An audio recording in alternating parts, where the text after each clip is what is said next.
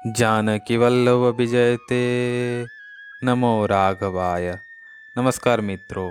पिछले अध्याय में हमने गोकर्ण जी, धुंधुकारी और आत्मदेव की कथा सुनी थी। आज हम आगे जानेंगे कैसे धुंधुकारी ने अपनी माता को प्रताड़ित किया और अंत में 5 वेश्याओं ने उसकी हत्या कर दी। फिर मरने के बाद धुंधुकारी कैसा भयानक प्रेत बना। गया जी में श्राद्ध करने के बाद भी धुंधुकारी को मुक्ति क्यों नहीं मिली। और फिर धुंधुकारी के मुक्ति के लिए गोकर्ण जी भागवत सप्ताह यज्ञ का आयोजन करते हैं और उससे धुंधुकारी को मुक्ति मिलती है। प्रथम स्कंद पंचम अध्याय। सूत जी कहते हैं, हे शौनक, पिता के वन चले जाने के बाद धुंधुकारी ने अपनी मर्यादा पूरी तरह से खो दी। दुष्ट धुंधुकारी ने धन के लिए अपनी माता को जलती लकड़ी से पीटने की धमकी दी। इस अपमान और दुख से टूटकर बेचारी माता ने रात के समय कुएं में कूदकर अपनी जान दे दी। उधर ज्ञानी गोकर्ण जी मोह माया से मुक्त होकर तीर्थ यात्रा पर निकल गए। उन्हें इन घटनाओं से न हर्ष हुआ न शोक, क्योंकि उनके लिए न कोई शत्रु था न मित्र। धुंधकारी अब घर में 5 वेश्याओं के साथ रहने लगा। उनकी विलासिता पूरी करने के लिए वह हर रोज चोरी और डकैती करने लगा। एक दिन जब उसने बहुत सारा चोरी का माल लाकर उन्हें दिया तो वेश्याओं के मन में डर और लालच एक साथ पैदा हुआ।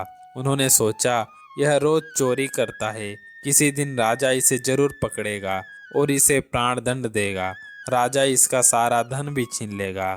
इससे अच्छा है कि हम ही इसे मारकर इसका सारा धन लेकर कहीं भाग जाएं। एक रात जब धुंधुकारी सोया था, वेश्याओं ने उसे रस्सियों से बांध दिया और गले में फांसी का फंदा डालकर खींचने लगी। जब वह आसानी से नहीं मरा तो उन्होंने उसके मुंह में धधकते हुए अंगारे भर दिए।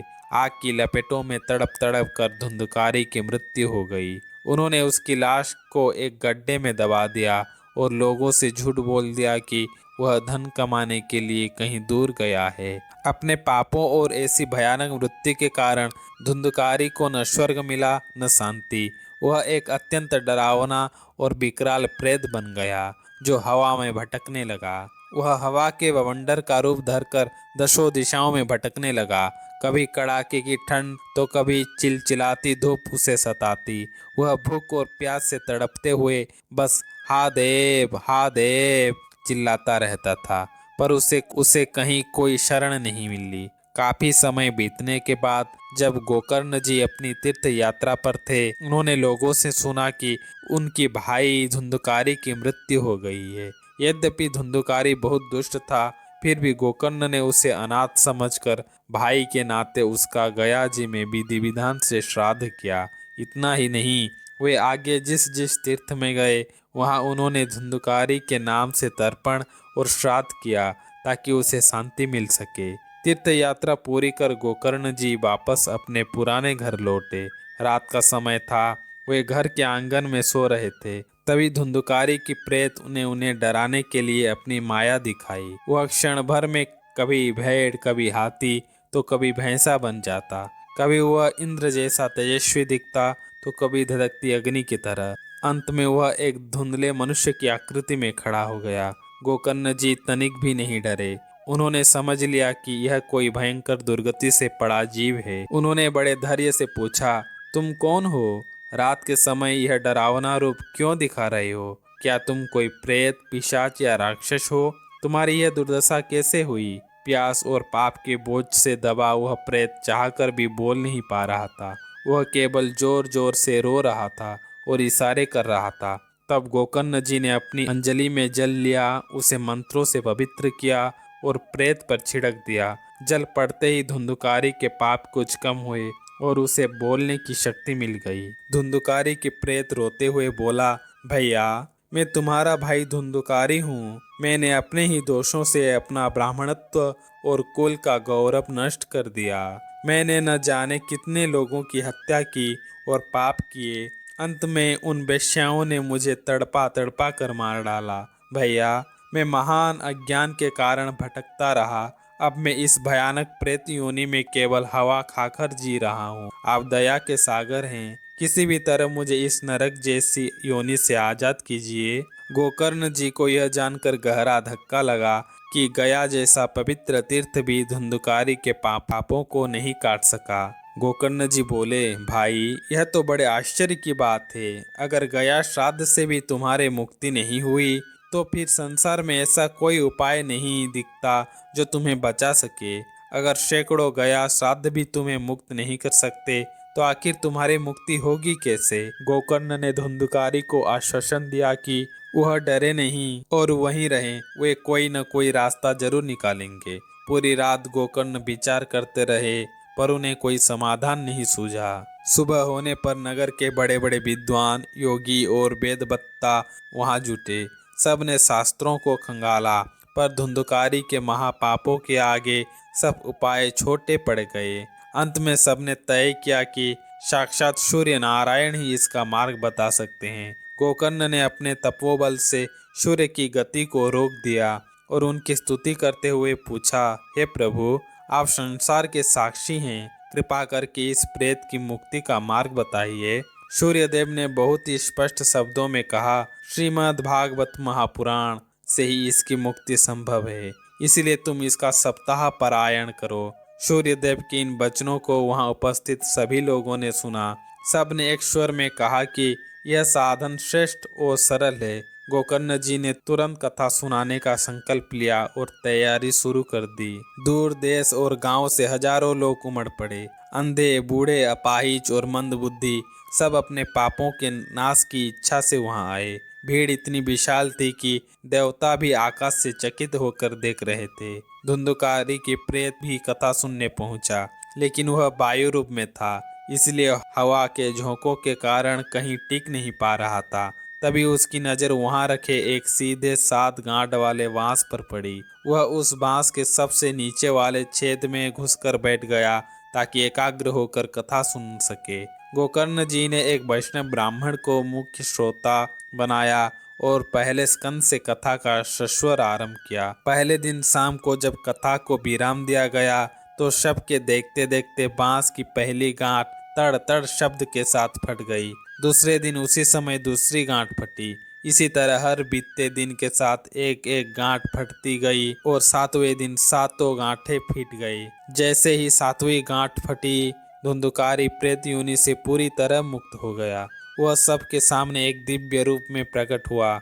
उसका स्वरूप साक्षात भगवान श्री कृष्ण जैसा था। उसने तुरंत अपने भाई गोकर्ण के चरणों में प्रणाम किया और गदगद होकर कहा, भाई, तुम्हारी कृपा और इस भागवत कथा के प्रताप से आज मैं प्रेत योनि की भयानक यातनाओं से सदा के लिए मुक्त हो गया हूँ। धुंधुकारी फिर बोला, यह भागवत कथा धन्य है जो प्रेत योनि जैसी भयंकर पीड़ा को भी जड़ से मिटा देती है।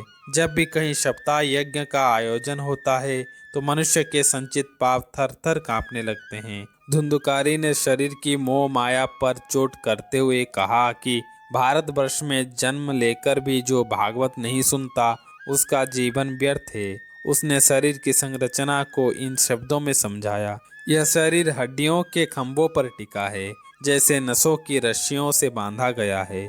ऊपर से मांस और रक्त का लेप लगाकर इसे चमड़ी से मढ़ा गया है। असल में यह मलमूत्र का पात्र है जिससे सदा दुर्गंध आती है। यह शरीर रोगों का घर है, बुढ़ापे और शोक से भरा है और इसकी इच्छाएं कभी तृप्त नहीं होती।